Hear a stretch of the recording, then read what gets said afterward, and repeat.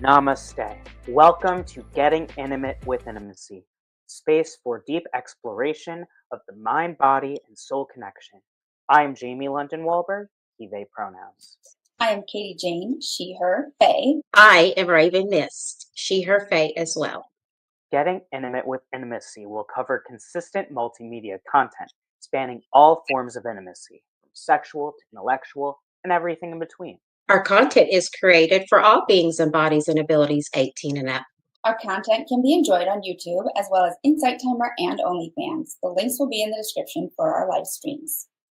We really look forward to experience the infinite layers of intimacy with all of you. And remember, Intimacy starts within.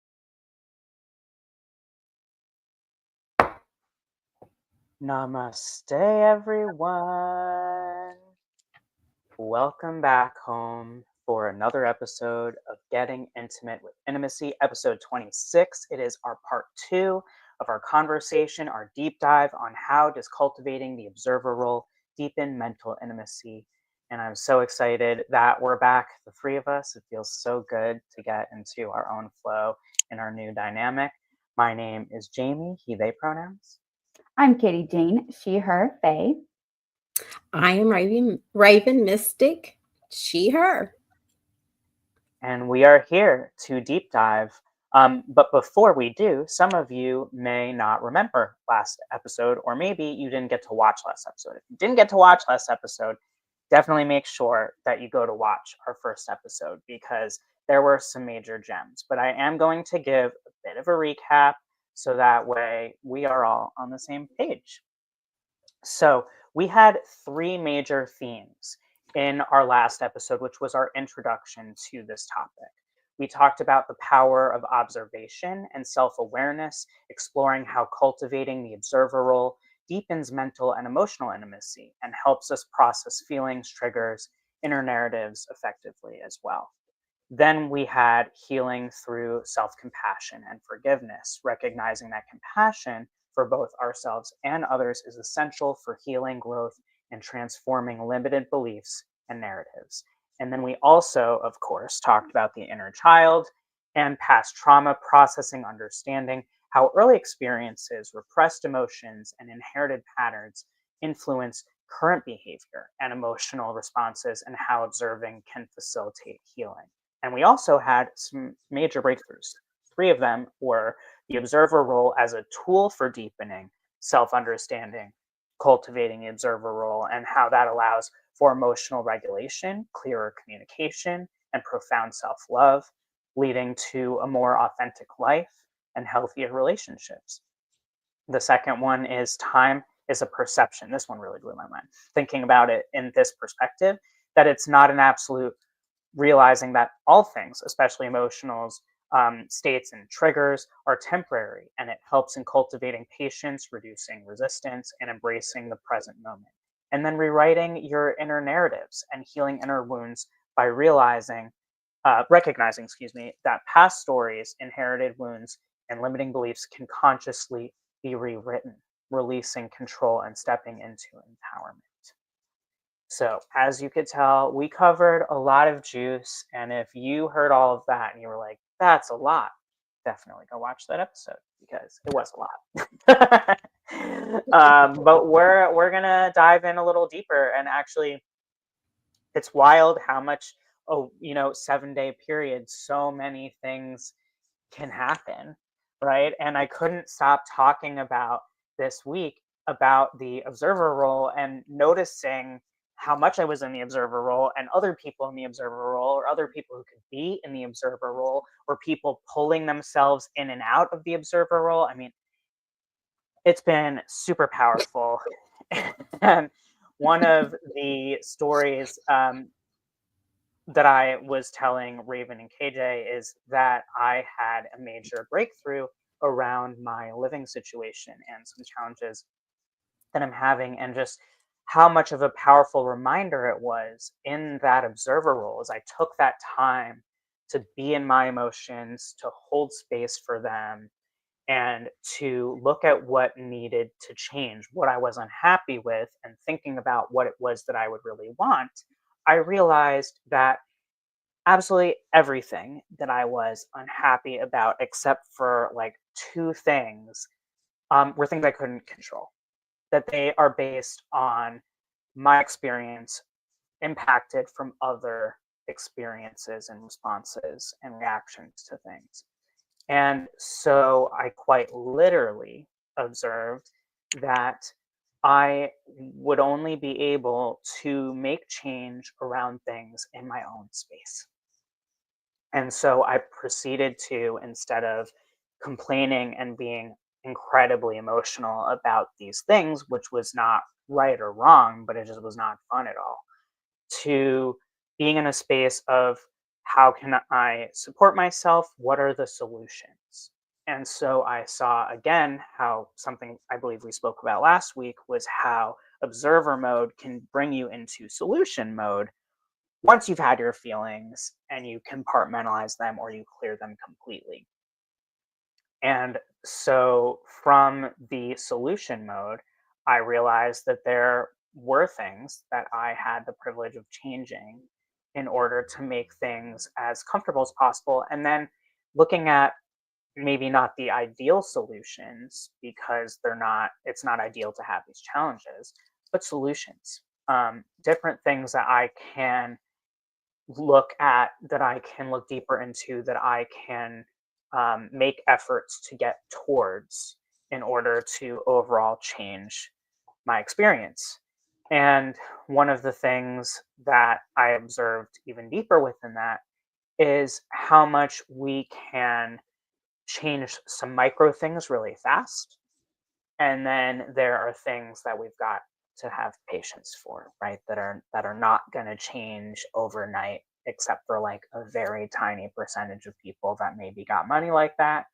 But even then, mostly these types of things, living situations are big things. Like you can't change them overnight. So I ordered myself a new air purifier and I moved some things around and I recommitted to myself to care for my emotions, to stop judging myself, and to recognize that everyone is just living their life that's best for them. And a lot of people don't think about how that impacts other people. And I believe that part of one of many reasons why we have getting intimate with intimacy is to awaken this possibility where we can have more awareness and therefore more compassion and come together in collaboration on things as opposed to resisting and pushing against each other. So, Mhm. KJ, Raven, I throw it to either of you. Do you have any expansions or thoughts from the last week as well? So good. I just wanted to say that everything that you just said, like definitely resonates with me, and just kind of, it's like an add-on to the conversation I was having in my own head earlier. Um, because what I was thinking about is how last time, like you mentioned in the recap, talking about using or utilizing the observer role as a tool, right? In our spiritual tool belt, in our healing tool belt, right? To be able to give ourselves that space. And then, like Jamie said, to look at solutions, right? And whether it's something that I can shift right now, or if it's something that's a long-term goal that like I need to take smaller steps, to look at or to work through. Um, Another thing that it's so for me, I was just thinking back. We talk about it as using a tool, but on a word that we talk about in general quite a lot, but I don't think that came up in the last episode was alignment. So for me personally, cultivating and stepping more into this role of the observer has been really key in helping me realize when I'm out of alignment, right? Mhm. Maybe you're going at breakneck speed and you're concentrating on a new job, um, and then not really paying attention to your body and what it's trying to tell you. That's me personally speaking from personal experience. Um, you know, on a personal note, like many other ladies I know, I use a period tracking app, right? That does not mean I'm looking at that app every week and paying that close attention. And I am training in a new job, right? I am a couple, like 3, 4 weeks into a new job now. And I have had a couple of real stressful days at work earlier this week. And I had extremely emotional responses. And then, like, immediately started beating myself up of like, good grief, Katie, can you just like get it together? Why can't I get it together? Why am I crying so much? And then after 2 days of like that in a row, I get a notification of, oh, hey, your period could start in the next 3 days. And I'm like, oh, super cool story. Oh, right. Because everything intensifies. I have talked about that before. Like for me, that time of the month, everything is extra.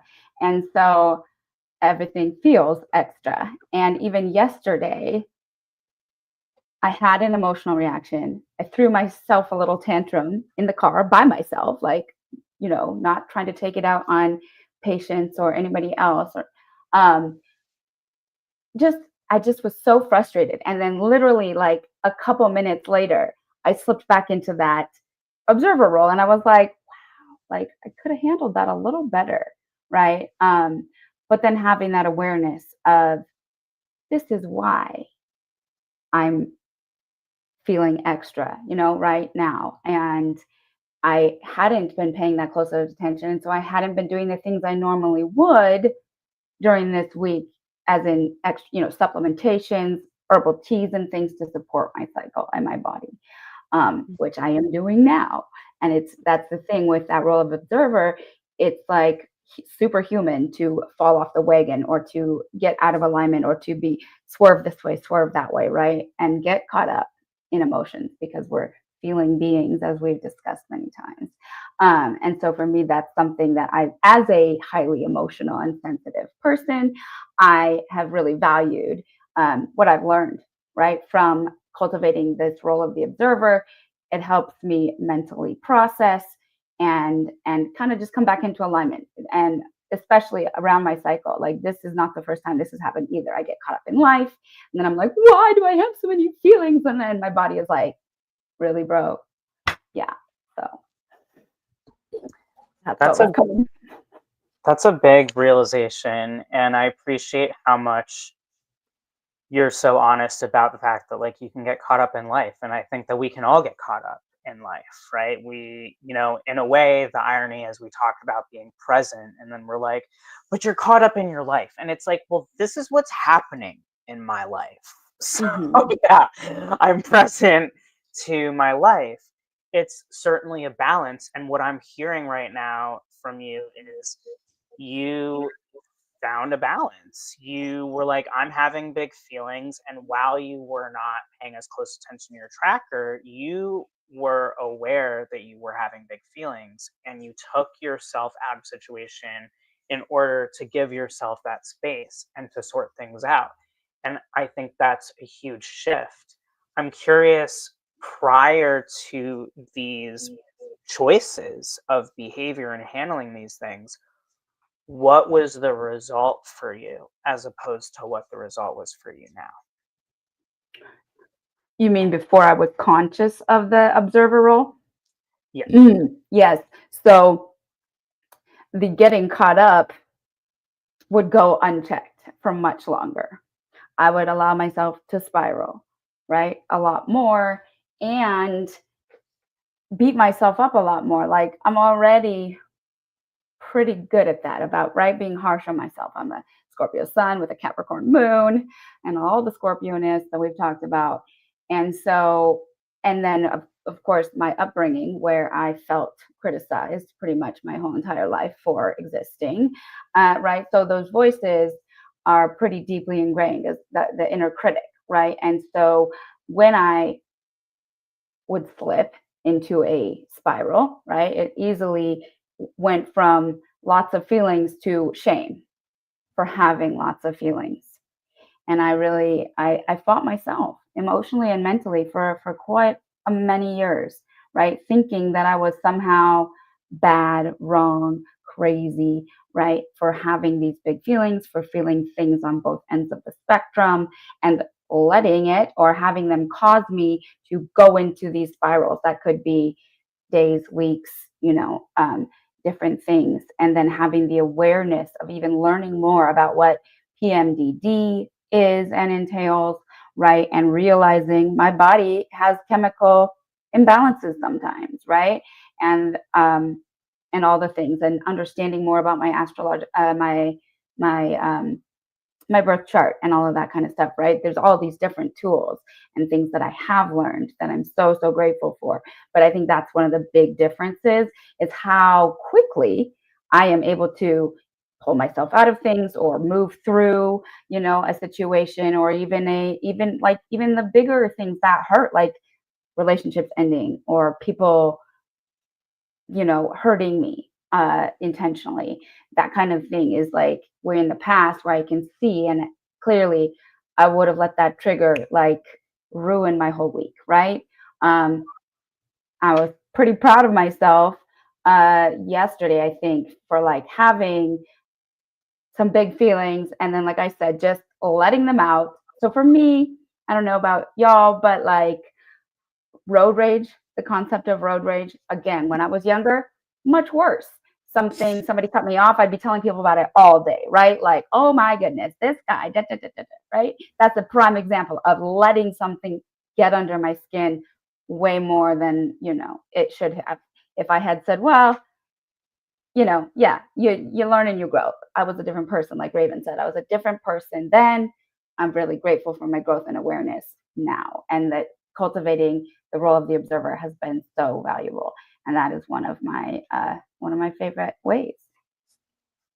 That's huge, KJ. I'm proud of you, and I know that will support people to hear that before and after, because I think, sometimes we can hear something and be like, wow, that story is really inspiring. But then you're like, I'm overwhelmed. Like, how could I possibly do that? Like, just because they did it and it made it seem so easy. So knowing that, like, before and after, I think is really important.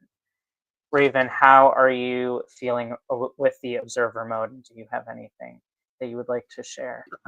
Well, the observer role, I'm always in. Just it's normal for me to be in that. That's just for me. It just comes naturally for me. But me is silence is golden, and being in that observing, because words are so powerful, right? And what we are our own co-creator of our own thoughts, and just like KJ said, and you both, literally more gems, right? Just your emotions, right? It is mentally, but how does that emotionally make you feel when you're in your mentally mode? We're always in our mental mode, right? But how does that literally make you emotionally feel? Like fear. There's so many emotions, like angry, mad, sad, rageful, revengeful. Like there's so many things, right? So also too, when you brought up too, like just practicing the art of discernment, because me just observing and knowing when to speak, when not to speak, that has been very more vital for me, way more than ever. It just really has. When to speak, when not to speak. There is a time to speak, there's a time not to speak. The elders really speak that a lot. And I'm literally listening.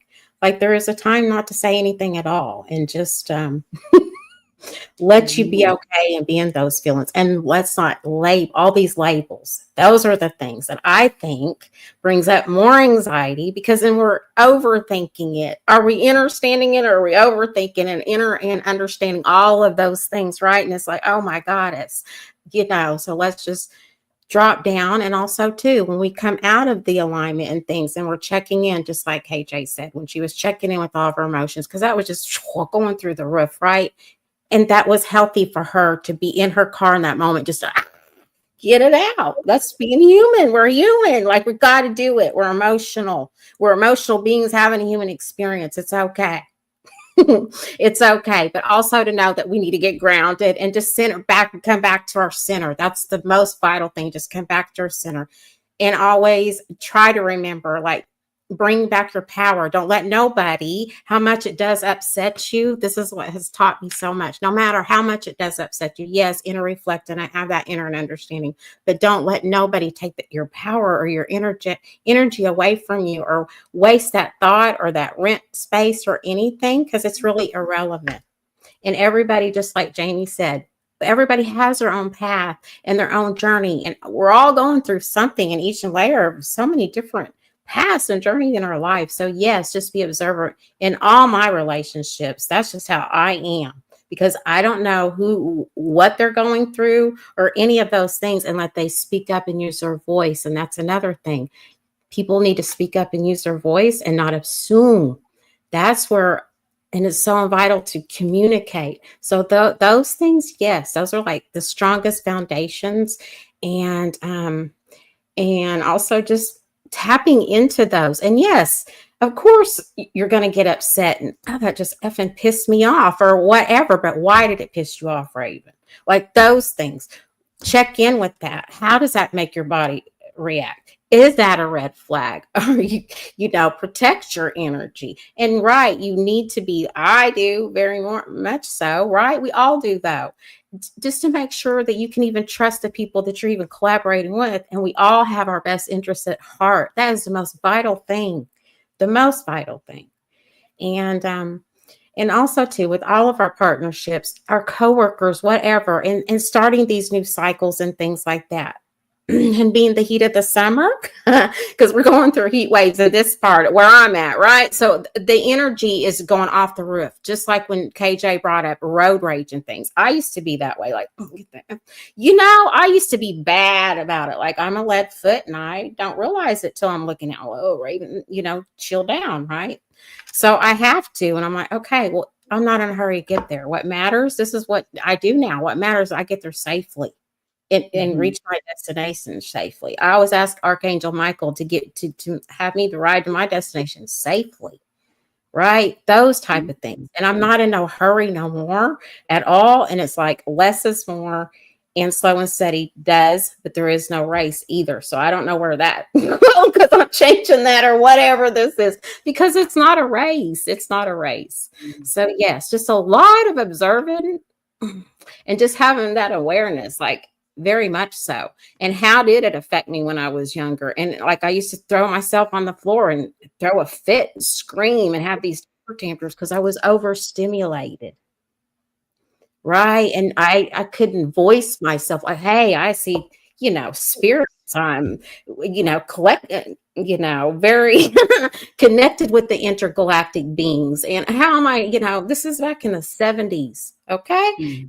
Tell my Seventh-day Adventist great grandparents, hey, So yeah, there was a lot of things, and I was just very overstimulated, and I didn't know how. I didn't know how. I didn't know how to voice it without just reacting and being enraged, because nobody could understand all these things that I was feeling, because I was just so aware and just open. Very much so. So it was such a very highly sensitive. I was always breaking out in rash. I was doing all kinds of things just because of just all of it. It was very overwhelming. So yes, being the observer, that's how I think. With this, I know for a fact, right? This was spark. It's because it's learning how to master. It's self-mastery. That's what. And it's very powerful. So yes. Oh, so much, Raven. Okay, so the first thing is like talking about how you were speaking to the silence, like the knowing when to speak and not. That is something that virtually, in my personal opinion, every single human needs reminded, like almost on a repeat button, like right now. And it's something that I think we're really learning and evolving from. Another thing that really came up, actually, in thinking also both about what both of you said, is how these things show up physically for us, and that it's basically like outside of some small circumstances and arguably having no reaction is having a reaction. it's virtually impossible as emotional feelings and physical bodies to not physically have a reaction, right? Our face changes, or if, we slam on the wheel, right? Or we yell and we use Sweating. our voice, right? Or we get to the floor, right? And what's interesting is that like a lot of these reactions that we have on a physical level are very pure and primal, right? Yeah. They're coming from our inner child. They're coming Mhm. from literally our primal essence, like our deepest programming. And so having compassion for how deep all of this goes and having an awareness of, again, like this is what helps us, because Raven, you were also speaking to like being grounded, right? And like the importance of being Mm. grounded. And that is effectively like there's a part of your programming that's like, I'm gonna ground you by slamming my fist on the table. Like, like I'm gonna do whatever it is. And like, you know, and it's funny because when an adult and a developed complex being has that reaction, it can be abrasive or scary or very stimulating. When a young child, when a toddler can't, does some physical action that we look at it, we call it tantruming, and then we kind of think of it somehow as either cute, annoying, like part of the evolution, but like somehow along the way we have we lose that compassion for ourselves, and we lose that awareness.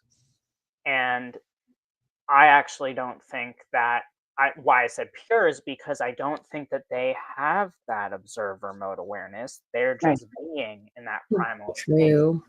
And so that's really interesting to reflect on. And perhaps the more drawn out these moments are and the more intense we feel them or overstimulated we feel, I think the more impactful it is and the more that we get brought to this state of awareness, and there's something to heal within the inner child and that Yes. primal state of programming that needs to still be reprogrammed. And so what if we look through this observation of the observation mode of the primal and pure state, so meta, we have the opportunity to say, okay, well, cool. There's a lot to learn and observe here, and this is actually something that we can collectively be compassionate about.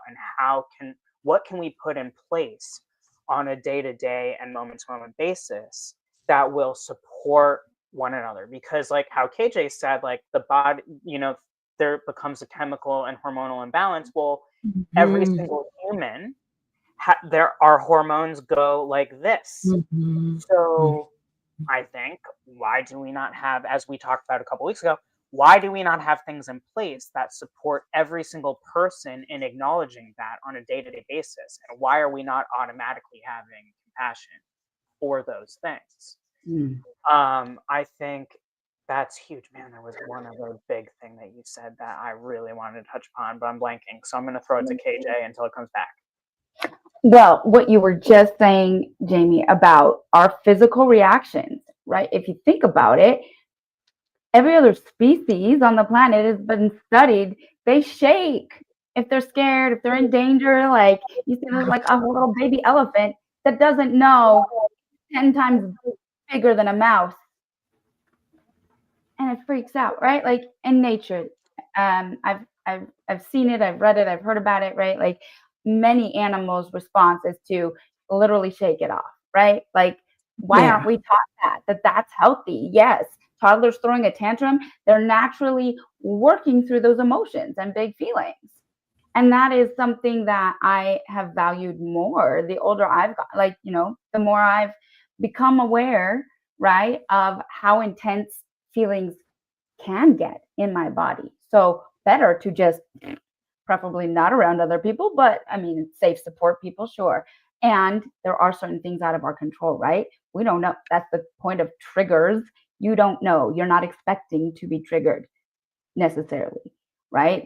Sure, there are some events you can plan for, but that's kind of the gist of it, is that it comes out of nowhere. It's that primal instinct, like Jamie said, right? And then when you cultivate this role of the observer, that allows us, right, to look at that kind of thing and be like, oh, okay, I see what happened there. Now how am I going to address it? And the other thing that we've been talking about that is so valuable is discernment, that Raven brought up, right? Discernment. It's huge.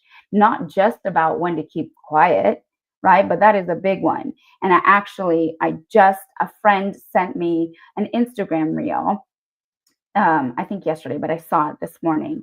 And the guy in the reel is talking about the archetype of the fixer, right? Some of us say we're recovering people pleasers, right? Mm. Big time. Mhm. Hello, yes, all of us, right? People pleasing, fixing. And what if he talked about taking a moment to look at and see, is my help, is the way that I'm trying to help this person actually helping them, or is it harming? They have lessons and a journey for themselves, right, that they have to move through. And so that's where that discernment comes in, right? And also, if you're pouring all this energy trying to help or fix somebody else that either doesn't need it, doesn't want it, can't accept it, you're draining yourself, or that interaction is draining your energy. You feel so tired and drained, like, well, maybe that's why, right? Like, again, that's that stepping back into the role of the observer and saying, hey, like, am I helping or am I not? Or why do I feel like I need to help, save, whatever, other people? And a lot of the time that comes from lack of self-awareness, right? Lack of self-love or self-understanding. So that's what we've been talking about, this wonderful tool to help cultivate understanding, right? Self-understanding that then opens up that ability to hold that space for others. That part. Yes, so good. And this leads so perfectly into I remembered what it was. Of course, immediately after I handed it to you, you said something, which is about the stimulation that Raven talked about, feeling overstimulated. And this is not something that maybe, unless you were a psychologist or a scientific researcher, someone who's like really focused on this, like this is kind of a newer narrative. There's so many things in life that are not actually new, but this in humanity and the way we are and having our tech boom, and also just that propelling awareness around things like stimulation through technology, stimulation from neurodivergence, too much, too little, balancing it. That is a newer conversation Mhm. in our generations of Mhm. that are currently alive. And it's a super important conversation. And it's something that's happening a lot more. And I actually think that it's really poetic, as I think we started to talk about in the last episode, because I think in the last episode we were coming off the solstice in Cancer. Now we've just had the new moon in Cancer. Like, Cancer is hugely about the emotion Emotion. and communication and the Mhm. awareness, and it's a very high stimulating, like, as a Cancer rising, like, my anxiety has not been this high in a while. Like, and I'm talking about, like, I'll wake up and just start that way, and it's like I realize that I'm feeling emotions from the humanity, like from the collective or something that I've experienced in the astral realm, but I don't actually wake up that way anymore. I did for much of my life, but I don't usually wake up that way. And that's how I know, like, there's added stimulation, like as Raven said so beautifully, all the energies that are going on right now. And having that conversation. we're ushering in a new age. I was like listening to this great podcast earlier and referencing the fact that with all the Pisces that's going on and how that's, you know, the last sign, and we're in a 9 year, there's a lot of completion, and it's allowing us, you know, when you're in the middle of things, you can't always be in the observer mode so easily because you're in the middle of it.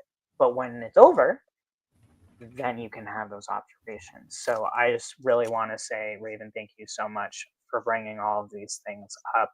And I know that you are so wise when it comes to the astrology stuff. Would you like to speak a little bit to the observer mode as we start to wrap up? Right, there's a thunderstorm going on right now as we speak, and that's why I keep looking at my window because the rain keeps hitting, and I didn't get my patio. At least I cranked it down and tied it up. I'm like, woo, because it's gonna, you know, like, okay, yes, okay. Well, this Cancer new moon was very well. It's because, you know, Jupiter, it's exalting in Cancer, and really Jupiter loves this, and so does Cancer, quite honestly. So wherever your Cancer placements are with your Jupiter, what house it is, that's where your expansion is going to be. Literally, mine is in my career zone at this time. So yeah, it's really expanding. Like literally, I really am. So therefore, yes, it really is. But also too, to trust in your own self, nurture your own self, right?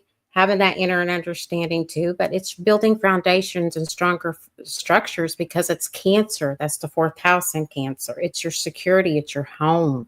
Your home is your temple, right? And then you got Virgo being in the South node. You got Pisces, as you said, in the North node. That is like coming back home to self. We always go into our 12th house every single day without us even consciously being aware of it, because why? Pisces is unconscious.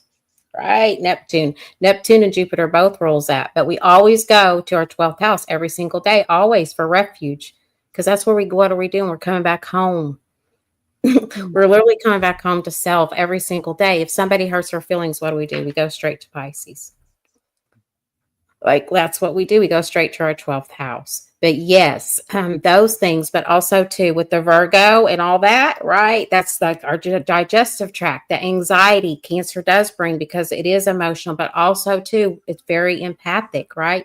Those are feelings that you might, like you said, you're feeling the collective and things like that. Whereas Raven is Cancer sun, right? Where I say, these ain't my feels. Like my feels stay with me, their feels stay with them. Whoever, wherever I'm feeling, whatever it goes, I return it back to the sender. And as above and so below. No.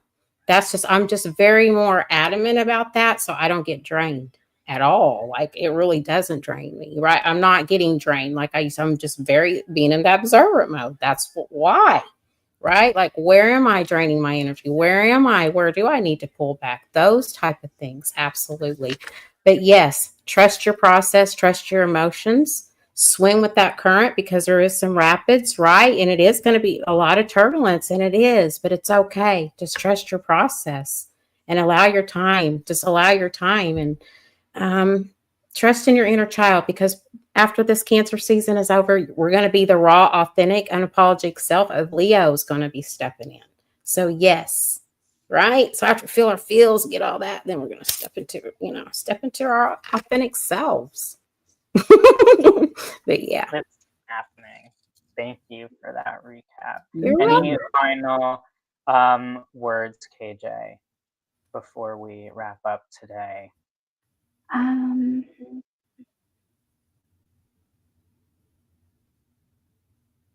Well, you know, another thing that is impacted just is gratitude, right?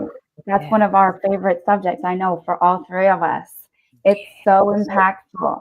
And we all know for ourselves personally and for friends of ours that when you make that mental shift, because it is a mental shift, right? You decide, I'm going to practice more gratitude, right? It's a practice like yoga, or like you practice your penmanship. Some of us who are born, you know, early enough, they stopped teaching cursive in schools, which is wild. I know. It's strange. I could never read it, so I'm thrilled. You can't read it. Young end. It's okay. But it's like, so for me, as I have consciously, deepened that role of the observer for myself, it has also amplified my gratitude, practice, because there's a lot of space when we talk about taking space within ourselves, but like mentally and emotionally stepping back, right? To look, to feel, to discern, to decipher, to journal, whatever your process is, right? To work through all the things that we're observing, right? And so for me, it has really helped with my cultivation of gratitude as well, because another one of the key things is that we've been talking about the ability to observe, oh, that past version of myself did this. That part. And now, whoa, look at the growth, right? For me, oh my God, I can move through this so much faster than I could 2 years ago. Like, I'm so grateful, right? And so having that awareness has also deepened my gratitude for my journey. I love that. Yes, gratitude is so key. And as Raven was speaking to, like going within, right? We always go back to the self. And when we go back to the self, we can find our gratitude, because you're not going to find your gratitude outside of yourself. You want to know how I know? Because how many of us got things and then we're not in our gratitude space? So your gratitude, right? Like, it requires observer mode to be grateful. And it's clearly a powerful time astrologically and and collectively for us to come into ourselves that much more, to communicate that much more, and start to become more aware of our emotions. And for me, as an autistic person, sometimes my emotions are clear as day, and other times I feel so many emotions that I'm overstimulated and I can't make sense of them. And the only way that I can navigate it is by going within, and give yourself permission to take space where you need to take space. Yeah. As KJ said, go into the car, or like maybe it's, at the beginning of the day or the end of the day, as Raven said, like it can be really draining for you to take on, others. I always say take in, don't take on. And when I say take in, it's like, in order to help someone, you just got to listen, receive what they're saying, that's taking in temporarily, and then you let that go, and then you have the information that you need. It's like a data collection, and then you can proceed to respond. Taking on is, I am making, like, whatever is happening that I can't control, like how I was, well, look, full circle. Speaking to the beginning about taking control of my inner space, right? And when I say inner space, it's also like your inner space, right? Your most inner world. That's where you can control. And in listening to you, Raven, it's interesting because it makes me think, because during the day, waking hours, it's very easy for me to, at this point, I've trained myself to not take on. When you're sleeping, astral Jamie is more open, more all over the place, and in a way, as powerful as you are, you also make yourself so much more vulnerable, because your soul is like, la la la la la, none of this matters. And then you come back in and you're like, what was that? Why do I feel so stressed and anxious? I had one of the strangest dreams last night about a camp. Like, I don't know. I'm still processing it.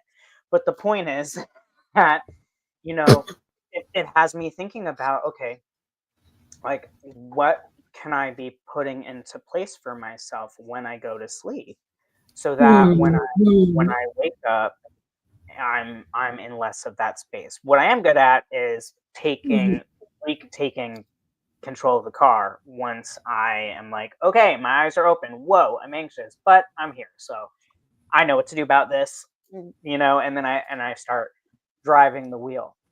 So maybe that's something that we'll get clarity on for next week. But next week, we're going to be back with our part 3, which is our integration episode. And it's our first integration episode with Raven. Today is our first deep dive. I'm loving it so much. And our integration episodes are so fun because it makes it possible for us to just provide in real time whatever we feel called to in order to support all of us in integrating everything that came up within the observer mode. And you never know what's going to happen except that it's going to be awesome. And the three of us are so gifted within so many different modalities. It's going to be one that you're not going to want to miss. So whether you're there in real time or whether you watch the replay, make sure you're clicking that notification button when you see that our streams are coming up, and click that subscribe button as well. And remember that we have been loading information and fun stuff into Insight Timer, and very soon we're going to be doing even more over there.